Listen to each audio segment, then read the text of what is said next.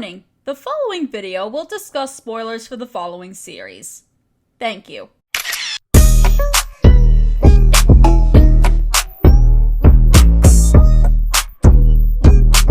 Hey guys, Cait here. So, I bet you can name 10 harem genred anime. But I bet you can't name 10 reverse harem genred anime, because I sure can. But Cait, what about Fruits Basket? The main girl is surrounded by handsome men in that one. Yoda of the Dawn? Kami-sama Kiss? No, and no. The amount of times I've heard people ask me if a certain shoujo romance is a reverse harem is baffling, because it seems like they can tell what a regular harem anime series is, but they don't know what makes a reverse harem. I know that sounds very weird to say just on its own, but we'll get there. What is a harem exactly? The word harem stems from the Arabian countries, meaning a group of wives, concubines, and female servants who serve under the sultan of the said kingdom. In more modern terms, it means a group of women in a polyamorous relationship with one man, which is why harem anime with boring male leads are exactly what they are. Reverse harem basically means one female who has a poly relationship with a group of men. So I'm confused as to how people can confuse what a reverse harem is if the rules for both genres are pretty much similar to each other. The genre is basically members of the opposite sex fighting over the main character, right? What's so confusing about that?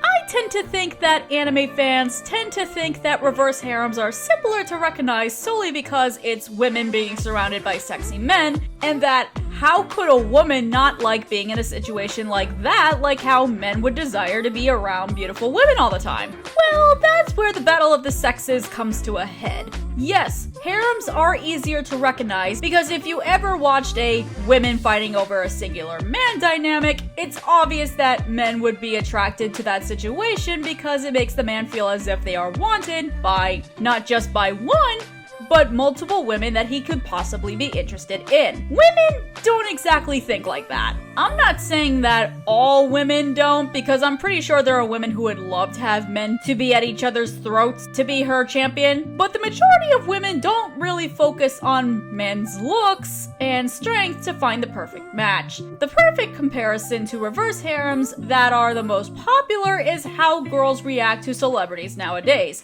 especially boy bands. What girl wouldn't love to be surrounded by musical boys who proclaim their love to the listener of their songs? The lyrics to each and every boy band group song do the same thing.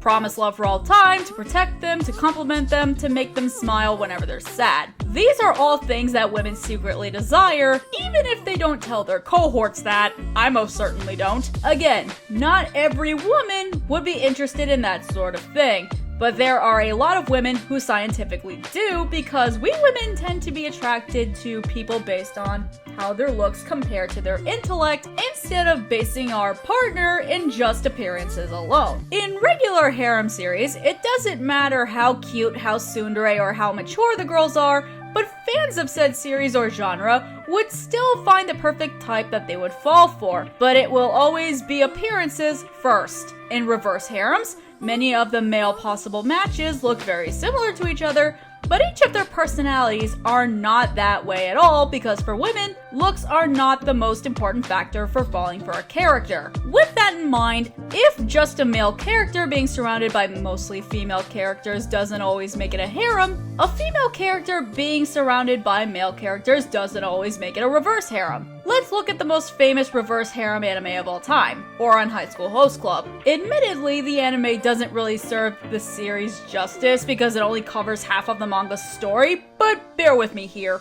I think everyone knows what Ouran is by now. A first-year poor girl at a rich private high school accidentally breaks the vase of the school's host club, and in order to pay back for the damages, she must work for the host club until the debt has been cleared. The host club, other than Haruhi, has 6 handsome members of different varieties, and throughout each of the series, each and every one of them falls for Haruhi for different reasons. However, only one ends up winning Haruhi's affections at the very end of the manga series. The series is a harem for the fact that every one of the male characters in the host club has an affection for Haruhi, the female lead, at some point in the book. Whether those affections are pursued or not, reciprocated or not. The same goes for a recent reverse harem entry from 2022, Romantic Killer. Anzu is cursed by a love fairy to be the subject of a romantic business experiment. She is required to fall in love in order for the curse to break, but Anzu tends to break every heart of every candidate the love fairy throws her way. Naturally, whether it's love at first sight or not, all three of her candidates do gain affection for Anzu despite their efforts. Then there's the famous, or infamous, I don't know what to call it, series, Kiss Him, Not Me. It's about a girl who is satisfied with her introverted weeb, kinda overweight self, as she enjoys her favorite show when suddenly her favorite character ends up getting killed off. This causes Cait to go into a great depression in which she doesn't eat or go to school for days on end. After she's forced to get out of the house by her family, they immediately notice that Cait lost the weight. When she arrives at school hoping that she would go about her day as normal, all of a sudden, the popular boys of her school flock to her like seagulls fighting over a slice of bread left on the beach. Though Kay is not interested in any of them whatsoever, the boys most certainly are, just based on her new appearance. Okay, I know that was a lot to take in, but what about the series people assume are reverse harems, just because of the men aspect by itself? Let's look at Kami-sama Kiss for example. Kami-sama Kiss tells the story of Nanami, who has to suffer with her absent father's debts and basically loses everything, including her own home. On the street, she runs into a man who offers her his house for her to stay in after she saves him from a dog. However, his home turns out to be the most rundown shrine she's ever seen, which is overseen by yokai who mistake Nanami for their land god, who just so happened to be the man Nanami saved earlier. It turns out the land god sent Nanami to be his replacement so he can escape godly responsibilities.